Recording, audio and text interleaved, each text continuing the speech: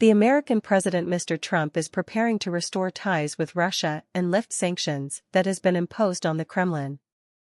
The State and Treasury Departments has been asked by the White House to draft a list of sanctions that could be eased for U.S. officials to discuss with Russian representatives in the coming days as part of the administration's meeting with Moscow on improving diplomatic and economic relations, as said by a U.S. official and another person familiar with the matter.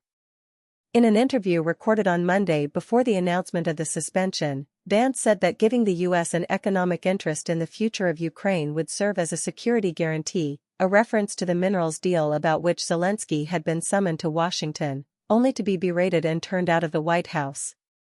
President Trump himself praised his talks with Putin and promised major economic development transactions with Moscow.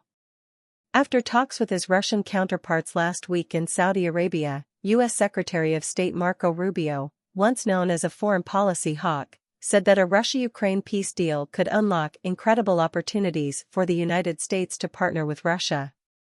Steve Witkoff, Trump's special envoy to the Middle East and now apparently his latest channel to Moscow, said that a peace deal over Ukraine would bring U.S. businesses back to Russia.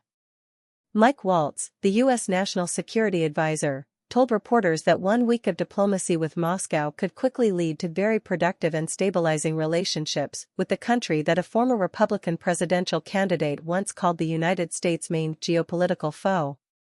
If this is how Rubio and Waltz are steering the ship, they are heading straight for an iceberg, said Stephen Pfeiffer, a former U.S. ambassador to Ukraine and veteran diplomat.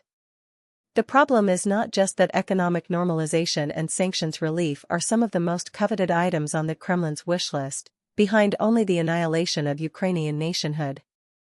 Nor is it that sanctions relief and a return to business as usual would only give Moscow the breathing space to rearm and try for Ukraine again, thus intensifying the security burden on a NATO and a Europe that has, in the space of less than 2 weeks, had to learn to live without a U.S. security umbrella that had been happily unfurled for 75 years.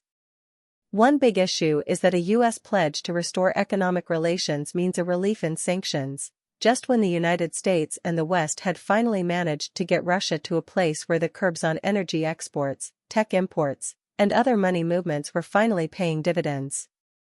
Leverage, as Euclid elucidated centuries ago, means not losing sight of the sharp end of the stick. That aside, the notion of Russia's economy as an investment prospect is itself dubious. Please like and subscribe to our channel. Thank you.